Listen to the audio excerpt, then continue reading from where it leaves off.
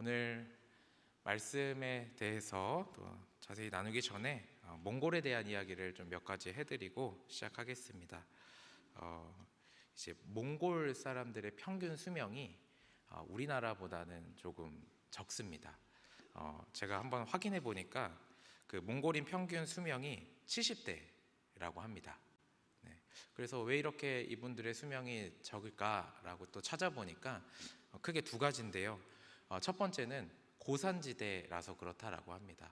지대가 높이 있어서 그렇고, 또 몽골 인구의 절반이 그 울란바토르라는 수도에 있는데요. 그 수도는 어떻게 난방을 하느냐? 중앙 난방을 합니다.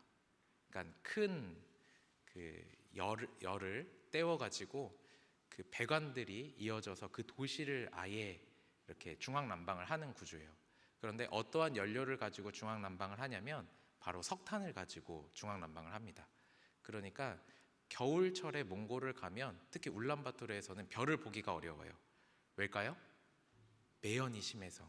그래서 이 고산지대와 또 매연이라는 것 때문에 평균 수명이 적습니다. 또 몽골에서 또 사역하는 분들 중에 어떤 사역을 하는 분들이 있냐면 내몽골 사역을 하는 분들이 있어요. 그러니까 몽골은 외몽골과 내몽골로 굳이 표현하자면 할 수 있는데, 이 내몽골은 중국 안에 포함되어 있습니다. 그러니까 중국과 몽골, 지금의 몽골의 접경지대, 그 중국 쪽에 있는, 중국 안에 있는 그 지역을 내몽골이라고 합니다. 지금 우리가 알고 있는 그 지도에 표시되어 있는 데는 외몽골인 것이죠. 이 내몽골 사역을 한다는 건 어떤 것이냐면 몽골, 지금 우리가 알고 있는 그 몽골에서 중국으로 선교사를 파송하는 겁니다. 중국에 외국인이 가서 선교하기가 참 어려운 상황이죠. 그리고 또 그 내몽골 같은 경우에는 중국인이라기보다 혈통적으로 몽골인이기 때문에 외국인이 그곳에 가서 복음을 전하는 것보다 외몽골에 있는 같은 몽골 민족이 가서 복음을 전하는 것이 훨씬 더 수월하다라고 합니다. 저는 그래서 몽골을 위해서 기도할 때, 선교를 위해서 기도할 때 몽골을 꼭 빼놓지 않는데요. 몽골을 위해서 기도할 때 이 내몽골 사역을 몽골이 잘 감당할 수 있도록 저는 그렇게 기도하고 있습니다. 또 그 앞으로 외몽골, 지금 우리가 말하는 몽골에 있는 다음 세대 아이들이 예수님을 믿어 내몽골에 복음을 전하는 그 귀한 사역을 잘 감당했으면 좋겠다라는 그러한 소망도 함께 갖고 있습니다.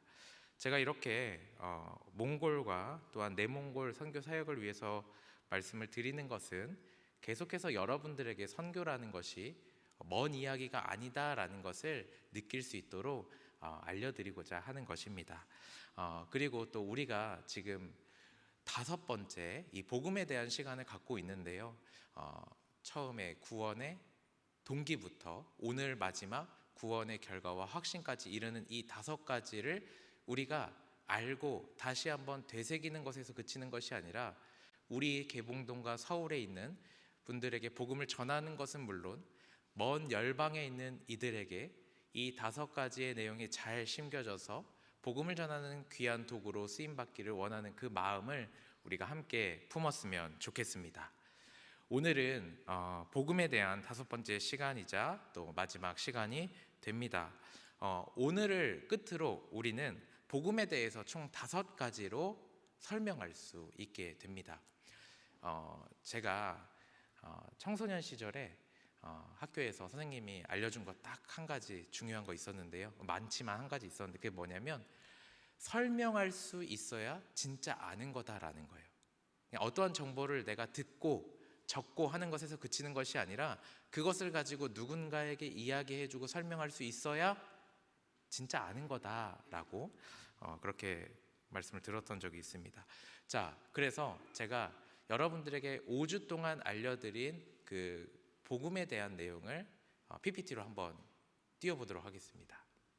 네, 자, 이 5가지는 가능하시면 꼭 적으시고 꼭 아시고 꼭 설명하실 수 있었으면 좋겠습니다. 네, 이 5가지를 가지고 또 더 나아가서 이것이 우리의 이야기로 고백될 수 있기를 원합니다. 성도님들, 저와 이제 5주간 이렇게 이 시간을 가지시면서 제가 여러분들에게 새로운 내용을 말씀드렸나요? 아니죠. 이미 여러분들이 잘 알고 있는 그 내용이 잘 정리되는 시간이었다라고 저는 생각이 됩니다. 이 말은 이 5가지 내용을 우리의 삶의 이야기로 충분히 고백할 수 있다라는 것이 됩니다. 주님이 나라는 사람을 얼마나 사랑하시는지, 나의 죄 때문에 나를 구원하셨다라는 것, 나에게 예수 그리스도가 어떠한 존재인지, 나의 삶 속에서 예수 그리스도를 어떻게 믿고 나아가게 되었는지, 나는 어느 시기에 어떻게 예수 그리스도를 믿게 되었는지, 그리고 지금 내가 어떠한 구원의 확신을 가지며 살아가는지를 우리가 알고 고백하며 살아갈 수 있습니다. 다만 이 5가지가 여러분들에게 유익이 될 거다라는 것은 잘 정리되어 있기 때문이다라고 생각이 됩니다. 자, 제가 이제 이 5가지 중에 구원의 동기라고 말씀을 드리면 그 뒤에 있는 키워드를 한번 읽어보시면 좋을 것 같습니다. 시작해 보겠습니다. 구원의 동기, 구원의 필요성, 구원의 길, 구원의 방법. 5번째는 함께 읽어보겠습니다. 시작. 구원의 결과와 확신입니다. 자, 오늘 여러분들과 살펴볼 것은 이 구원의 결과와 확신인데요. 이 2가지는 비슷한 것 같으면서 차이가 있습니다. 차이는 무엇이냐면 구원의 결과는 결코 흔들릴 수 없지만, 결코 변함이 없는 것이 구원의 결과이지만, 구원의 확신은 때로는 흔들릴 수 있다라는 것입니다.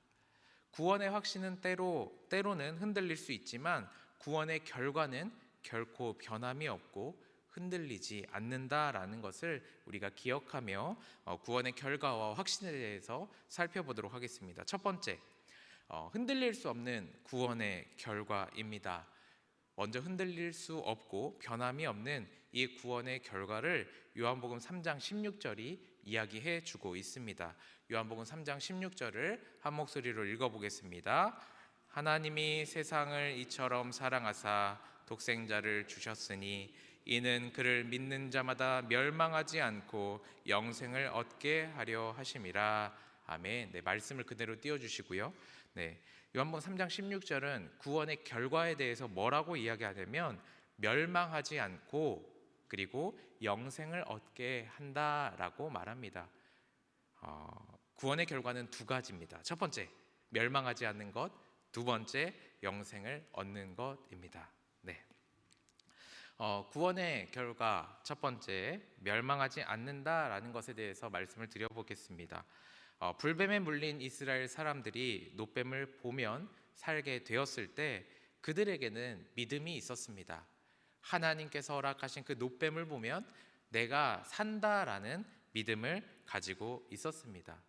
이처럼 오늘을 살아가는 우리도 십자가에 못 박히신 예수 그리스도를 바라보고 믿으면 구원을 얻게 됩니다. 예수님의 죽으심이 나를 위한 구원의 사건이라고 단순하게 믿고 고백하게 될 때 우리는 구원을 받게 되는 것입니다. 불뱀에 물린 이스라엘 사람들과 또한 오늘을 살아가는 사람들 중에 예수님을 모르는 소위 말하는 불신자에게는 공통점이 있습니다. 바로 죄로 인해 멸망한다라는 것입니다. 죄의 삭은 죽음이 됩니다. 하나님을 향해 불평하는 이스라엘과 예수님을 구주로 영접하지 않는 불신앙을 보여주며 살아가는 그 불신앙을 가진 사람들에게는 결국에 죽음에 이르게 됩니다. 왜냐하면 죄가 있고 그 죄를 해결할 수 없기 때문입니다. 이렇게 죽음에 이르게 되는 상태를 멸망한다라고 말합니다. 그렇다면 멸망하지 않으려면 어떻게 해야 할까요? 우리가 지난 시간에 살펴봤던 것처럼 바로 단순하게 예수 그리스도를 믿어야 합니다. 어렵게 생각하면서 어렵게 믿으려고 하는 것이 아니라 단순하게 예수 그리스도를 믿으며 나아가야 합니다. 그래서 예수님을 믿어 구원을 받게 되면 결코 멸망하지 않게 되는 구원의 결과를 받게 됩니다. 요한복음 5장 24절 제가 읽도록 하겠습니다. 내가 진실로 진실로 너희에게 이르노니 내 말을 듣고 또 나를 보내신 이를 믿는 자는 영생을 얻었고 심판에 이르지 아니하나니 사망에서 생명으로 옮겼느니라. 아멘. 예수님을 믿는 사람은 그 단순한 믿음을 통하여서 사망의 상태에서 생명의 지배를 받는 상태로 옮겨지게 됩니다. 영적으로 죽은 우리를 살려주심으로 이제는 사망이 우리를 지배하지 못하고 생명이 지배하게 되는 그 은혜의 삶을, 생명의 삶을 살아가게 되는 것입니다. 요한복음 3장 18절을 함께 읽어보도록 하겠습니다. 그를 믿는 자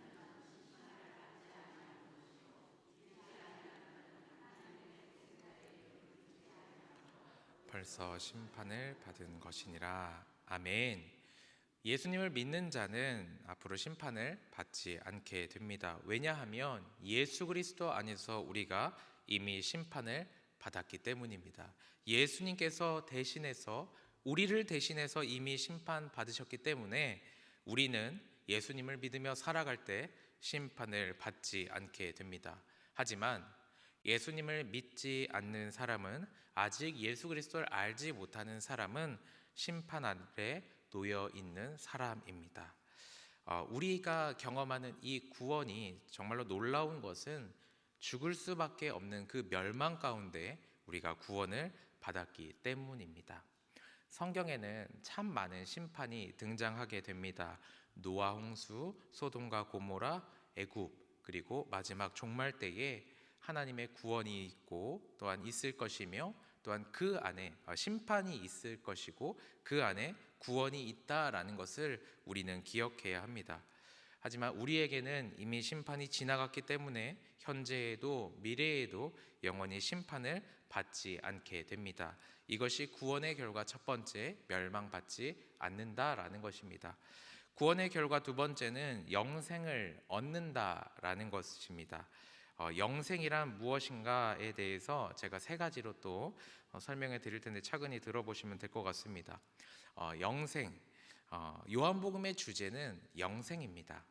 요한복음에서 절대적으로 또한 빼놓을 수 없는 키워드가 영생입니다.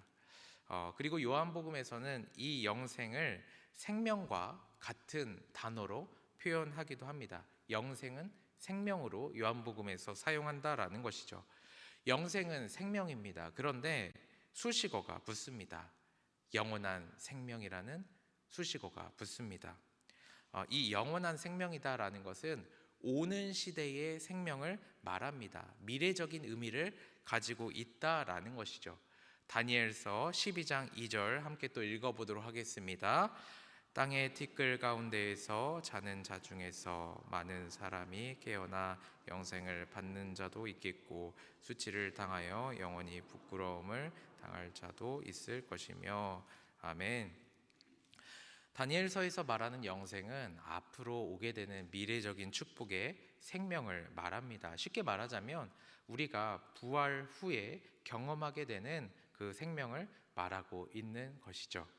이렇게 첫 번째 영생이라는 의미는 우리가 이후에 천국에 가서 경험하게 될 영원한 생명을 말하게 됩니다. 미래에 예수 그리스도를 믿는 성도가 들어가게 되는 그 천국에서의 생명을 말하게 됩니다. 자, 두 번째 영생의 의미는 하나님과 예수님께서 가지신 생명입니다. 요한복음 5장 26절은 영생이 하나님 안에 있는 하나님 자신의 생명이다라고 말합니다. 그리고 하나님은 이 생명을 아들이신 예수 그리스도께 주셨습니다. 즉, 이 영생이라는 것은 하나님께 있고 또한 예수님께 있는 그 생명을 말한다라는 것입니다. 요한복음 5장 26절 제가 읽겠습니다. 아버지께서 자기 속에 생명이 있음같이 아들에게도 생명을 주어 그 속에 있게 하셨고. 아멘.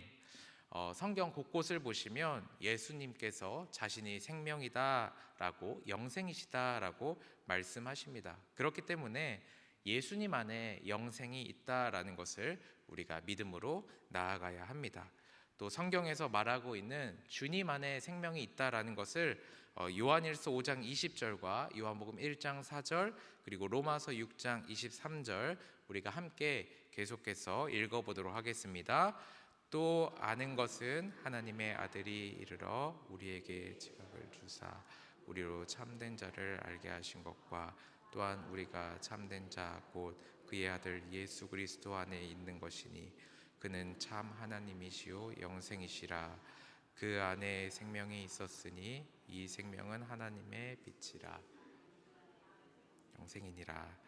죄의 삭은 사망이요 하나님의 은사는 그리스도 예수 우리 주 안에 있는 영생이니라. 아멘. 이렇게 생명은 예수 그리스도 안에 있습니다.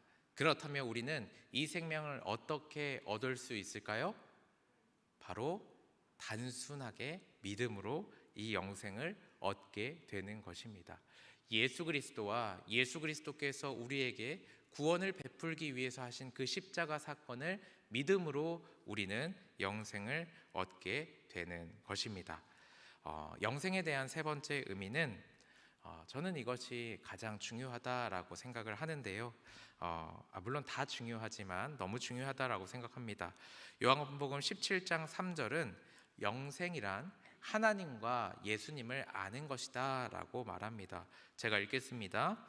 영생은 곧 유일하신 참 하나님과 그가 보내신 자 예수 그리스도를 아는 것이니이다. 아멘. 자, 여기서 안다라는 것은 단순한 정보를 말하는 것이 아닙니다. 성경에서 나타나는 대부분의 하나님을 안다, 예수님을 안다라는 것은 단순한 정보만을 아는 것을 말하지 않습니다.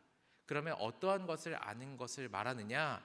바로 관계적인 암, 그리고 경험하는 지식을 말해주고 있습니다. 이것이 무엇이냐면, 제가 설명해 드리겠습니다. 자, 제가 저희 친한 동기 목사님들에게 이제 사역지를 옮기고 우리 교회가 대강교회가 어떠한지를 이야기를 합니다. 참 성도님들 마음이 따뜻하고 또 담임 목사님 참 인격적인 분이시고 그래서 감사하다라고 제가 이야기를 합니다.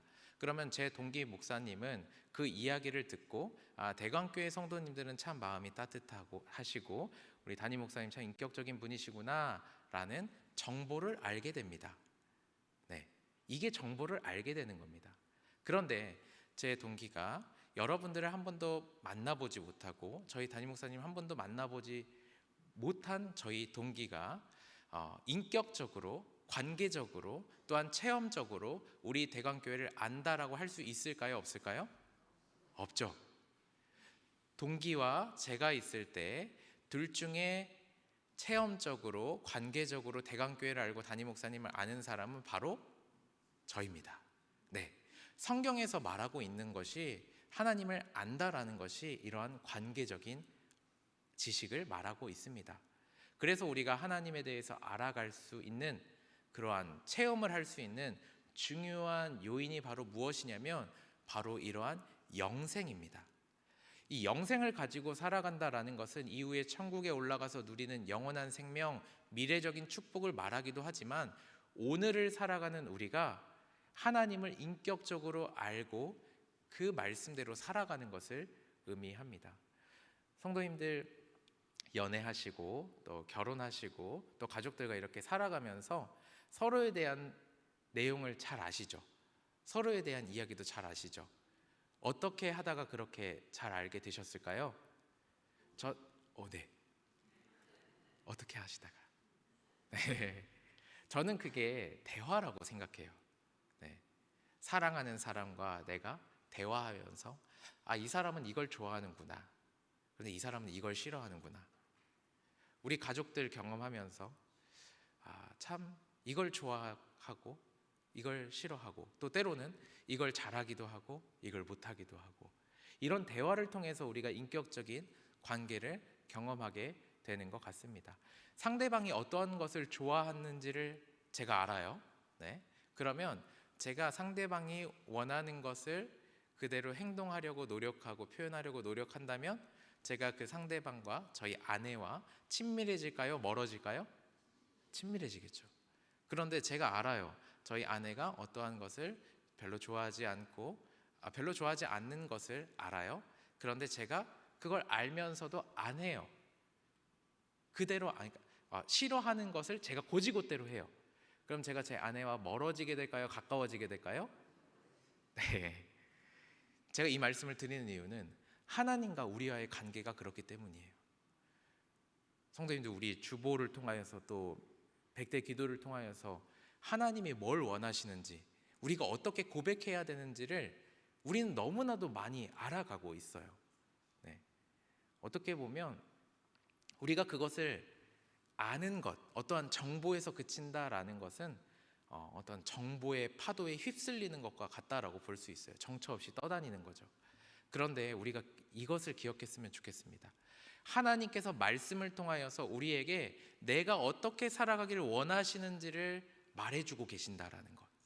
그리고 거기서 그치는 것이 아니라 우리가 정말로 하나님이 나에게 주시는 메시지고 말씀이시고 사랑이시고 그 안에 따뜻한 하나님의 품이라는 것을 경험하며 나아갈 때 우리가 또 그 말씀 안에서 살아가고 말씀 가운데 하나님을 경험하며 살아가는 것이 체험적으로 하나님을 알아가는 것이다 라는 것을 우리가 알고 믿음으로 살아가기를 원합니다.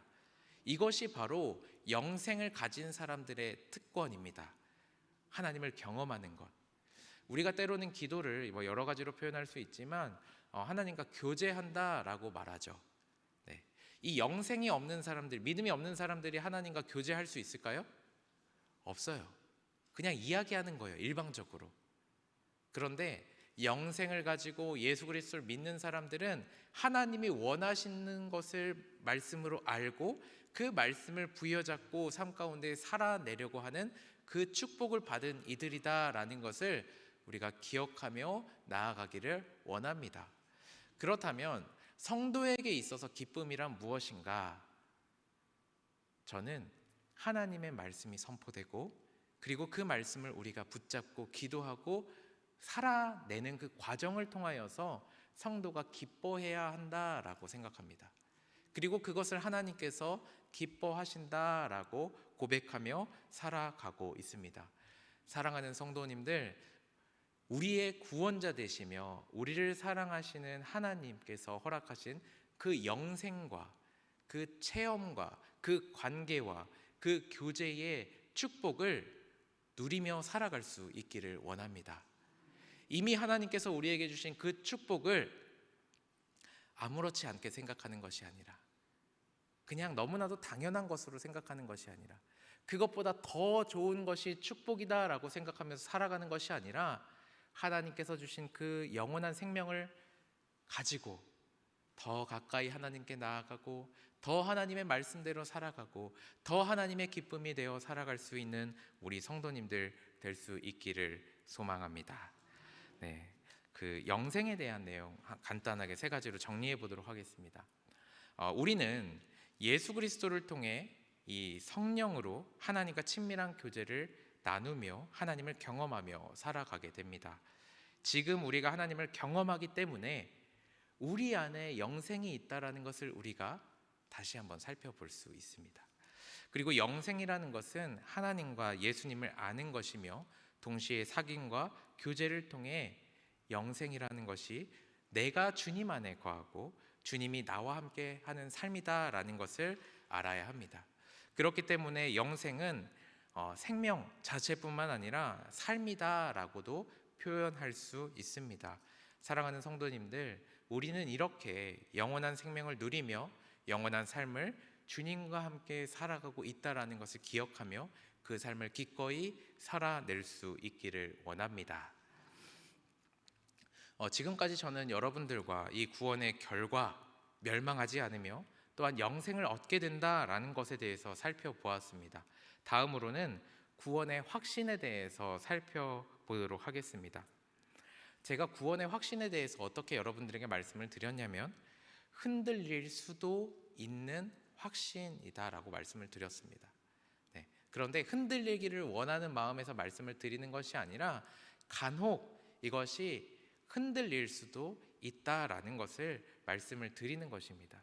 또 반대로 우리의 구원의 확신이 흔들릴 수는 있지만 주님께서 우리를 향하신 구원의 그 결과는 결코 흔들리지 않는다라는 것을 우리가 기억했으면 좋겠습니다.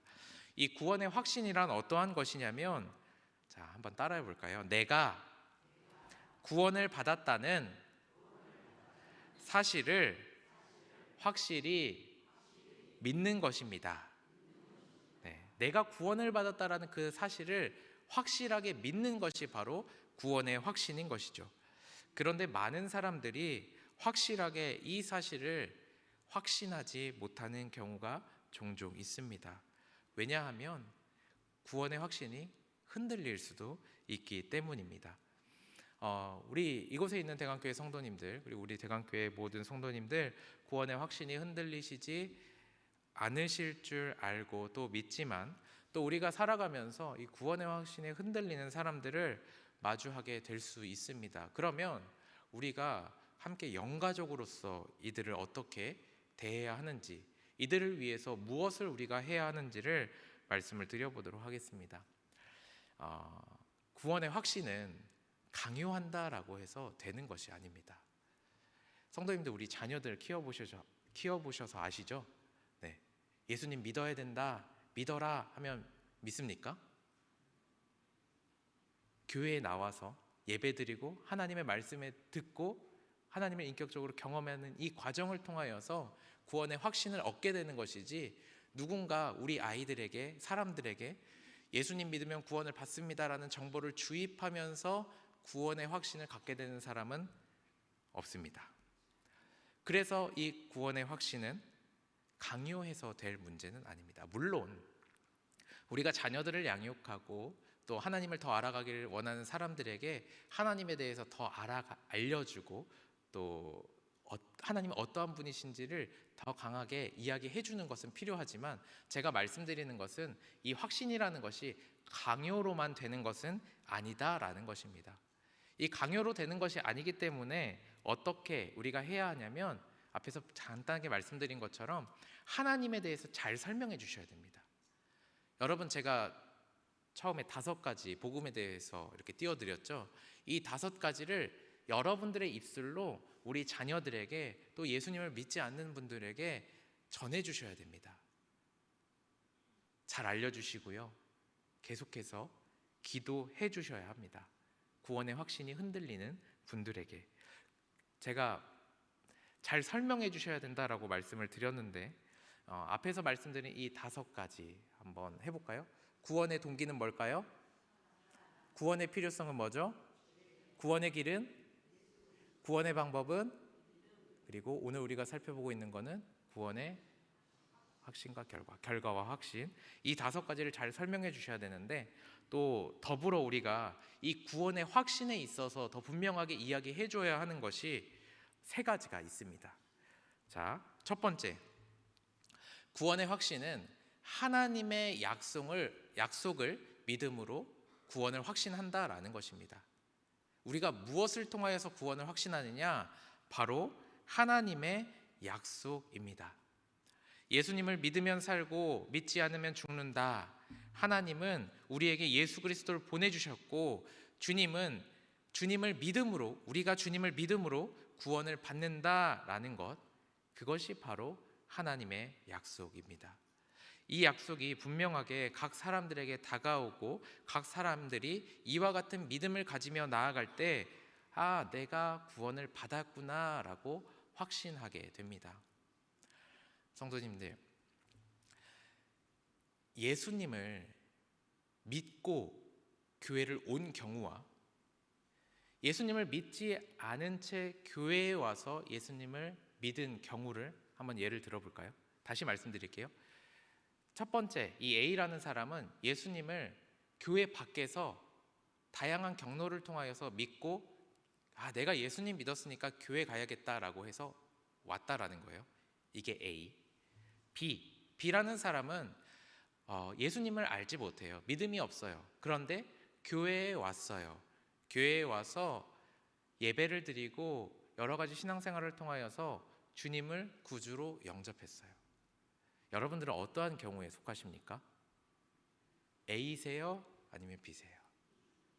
대부분이 90%에서 99%라고 제가 확신할 수 있을 정도로 대부분이 처음에는 예수 그리스도를 알지 못했지만 교회에서 담임 목사님 말씀 들으면서 말씀에 대해서 알아가면서 함께 기도하고 신앙생활하면서 주님에 대해 알아가며 믿음을 가진 경우가 대부분이 될 것입니다.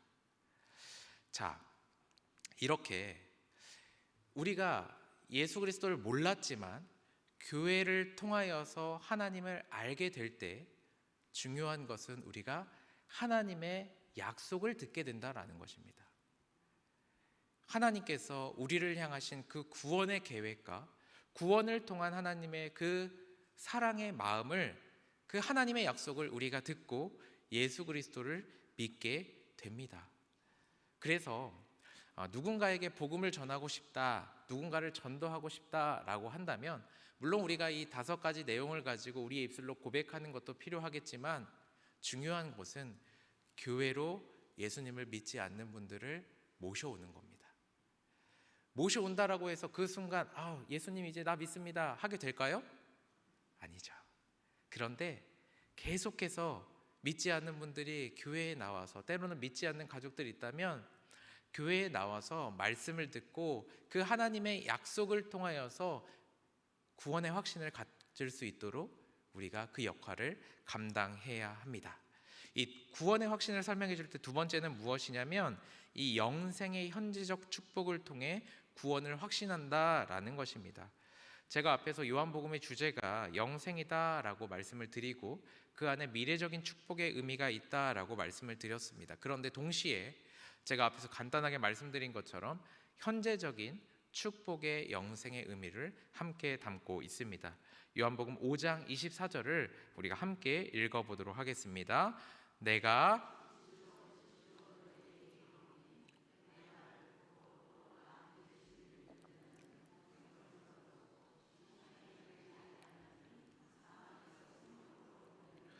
아멘.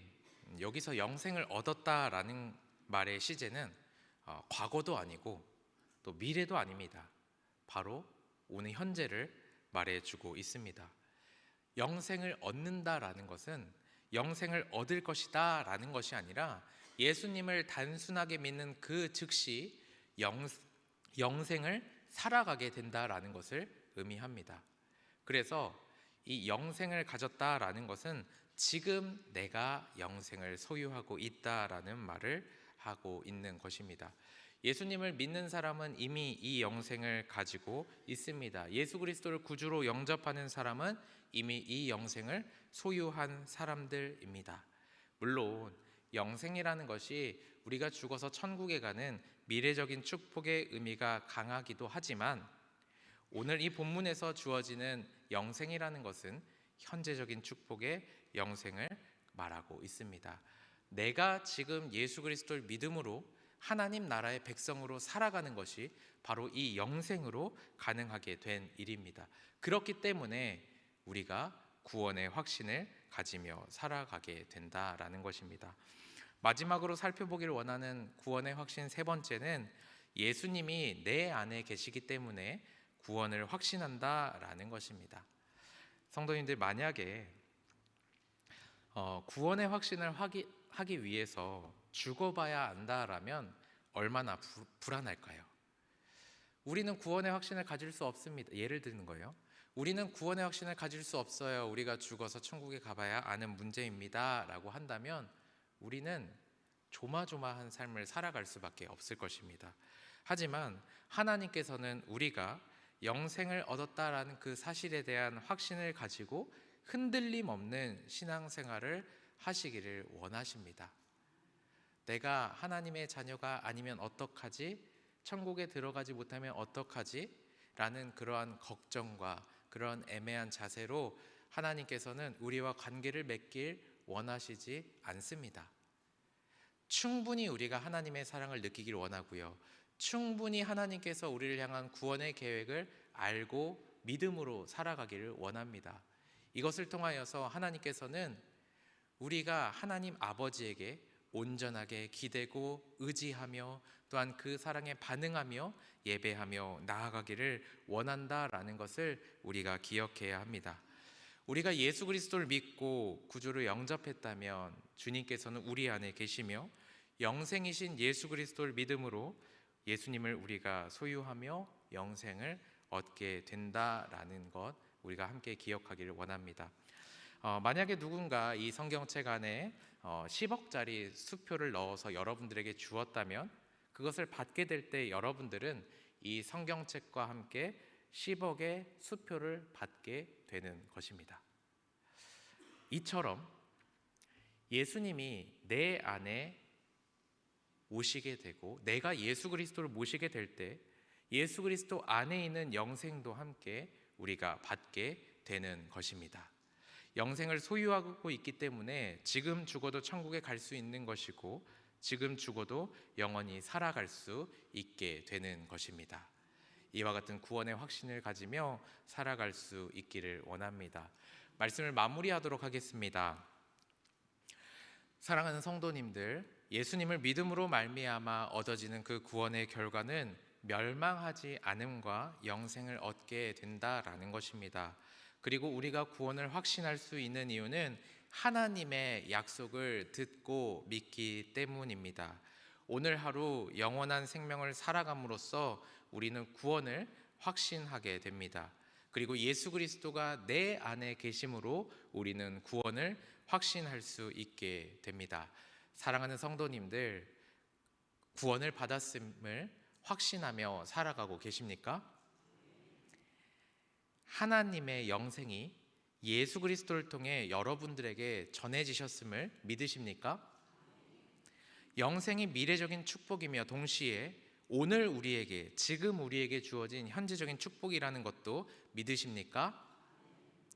이와 같이 고백하게 될 때 우리는 구원을 받은 그 사실에 대한 확신으로 지금 죽어도 천국에 들어갈 수 있다라는 것을 고백하게 되는 것입니다. 지난 5번의 이 설교를 통해서 말씀을 통하여서 우리는 그리스도의 복음에 대해서 살펴보았습니다.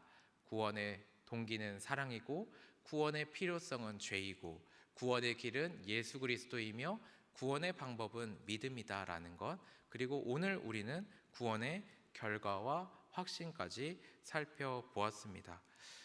저는 여러분들에게 이 5가지를 말씀을 드리면서 기대하는 게 있어요. 기대하는 게 뭐냐면 여러분들의 이야기로 바꿔보는 거예요. 정말로. 그렇게 하기를 원하는 이유는 2가지인데요. 제가 의도하는 2가지인데요. 첫 번째는 우리가 다시 복음 앞에 나아가기를 원하는 것입니다.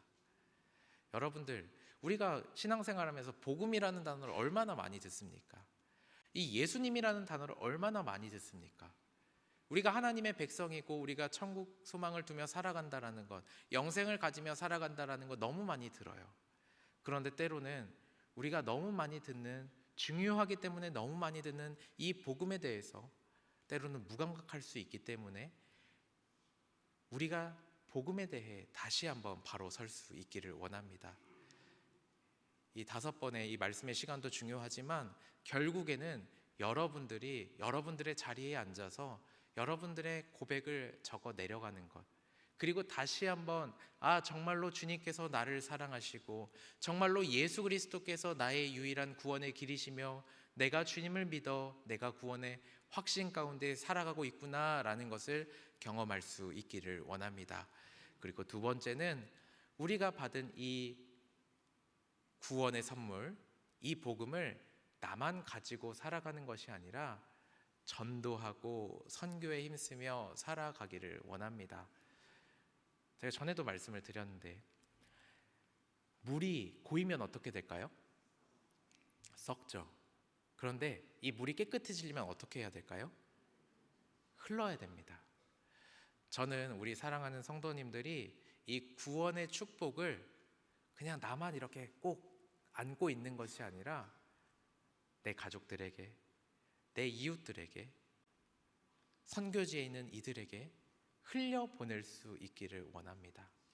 그런데 성도님들, 제가 여러분들에게 있는 것 나누어 주라라고만 이야기하는 것이 아니에요.